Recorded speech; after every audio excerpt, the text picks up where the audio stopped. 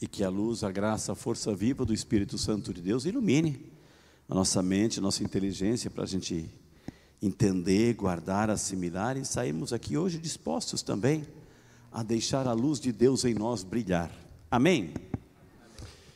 Meus amados, minhas amadas, o Evangelho de hoje traz o tema da luz, traz o tema da luz, traz o tema também da revelação da nossa história, da nossa vida, né? Primeiro, a luz. Não se acende uma lâmpada para cobri-la com uma vasilha ou colocar debaixo da cama. Naquela época não tinha essas lâmpadas que a gente tem hoje, modernas, enfim. Era lamparina, né? Uma lamparina. Então, quando se acendia uma lamparina, não se colocava embaixo da cama. Uma vela, não se coloca embaixo da cama. Se coloca em cima, para que, uma vez em cima, todos possam localizar e se ver, e ver o ambiente, enfim.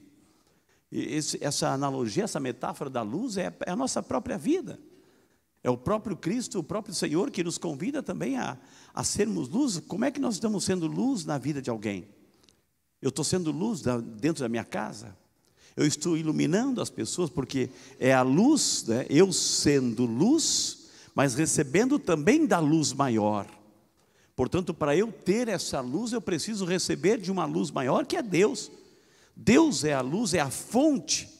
Quando a gente vê bonito à noite a lua, ela não tem lá uma tomada que liga nela, que ela fica esplendorosa, não. Ela recebe a luz de alguém. Ela recebe a luz do sol. Para ela estar bonita, ela recebe a luz do sol. A gente vê o brilho do sol nela. Ela reflete um brilho que não é dela. Assim também, nós devemos, o Evangelho de hoje nos convida, nós devemos refletir em nós uma luz que não é nossa. Mas a luz nos é dada para que a gente possa refletir para outras pessoas e sermos luzes na vida das pessoas, e não trevas, e não escuridão, e não escândalo. Aliás, é o segundo tema que Jesus coloca hoje no Evangelho, ou seja, nada há de escondido que um dia não vai ser manifesto. A gente pode fazer coisas escondidas, a gente pode enganar, pode esconder, pode fazer um monte de coisa que ninguém vê. Mas um dia essas coisas serão apresentadas diante de nós, naquele grande tribunal do julgamento final. Isso é fato, né? Então, se um dia vamos ter que nos apresentar e nada há de escondido que não vai ser revelado, então aproveitemos para fazer agora, já nessa vida onde nós temos essa oportunidade de fazer a diferença, de sermos essas luzes, de sermos esse farol que ilumina, que recebe de Deus. A gente viu hoje na história de Padre Pio, homem que gastava horas e horas e gastava-se horas e horas e horas e horas em oração. De onde é que ele recebia a luz? Diz que ele conversava com os anjos, minha gente. Conversava, ele via o anjo abertamente, o anjo dele, o anjo da guarda, ele conversava, o anjo falava para ele as coisas, enfim. Ou seja, o que é isso, senão uma vida intensa de oração, de intimidade, de comunhão com Deus?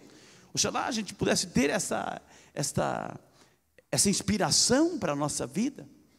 Um homem que ocupava o seu tempo, né? Um homem que recebia as revelações de Deus, por fazer esse sacrifício, por viver essa vida santa, por buscar o Senhor, por ser luz. As pessoas vinham de cidades e cidades, a Europa inteira, muitos continentes, para visitar. Até chegou uma vez um padrezito da Polônia, um padreco da Polônia.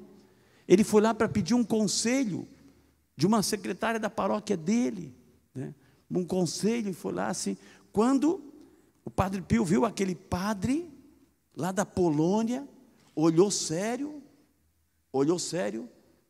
e o anjo falou assim, ele falou para o anjo assim, ó, para esse, a gente não pode negar o pedido. De quem que ele estava falando?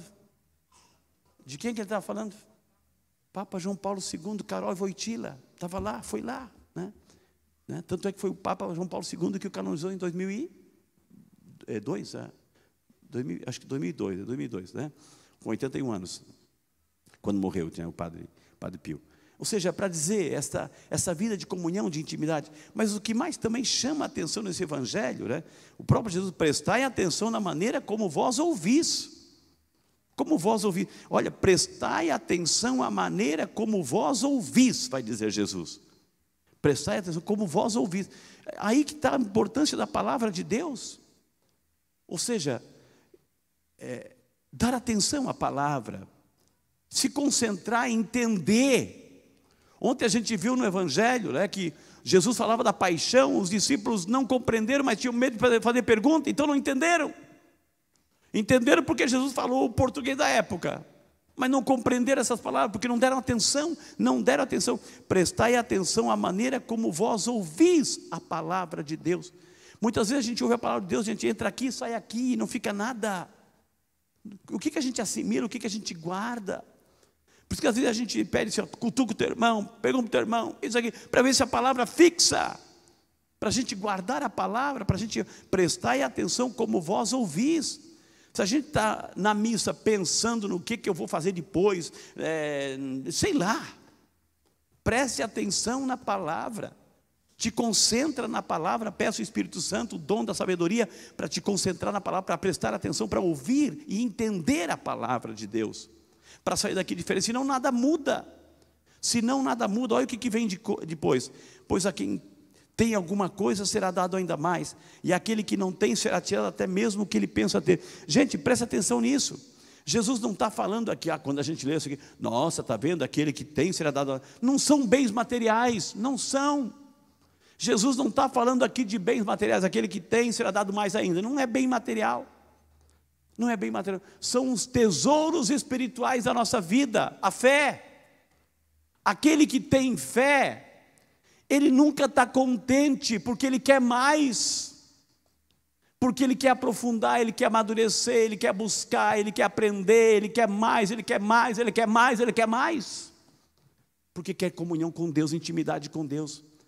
Aquele que tem será dado mais ainda, porque está dentro dele esse desejo de estar com Deus, de aprender, de ouvir, de mergulhar na palavra, de adentrar na força da palavra, a comunhão com Deus, a vida de oração, a vida de comunhão.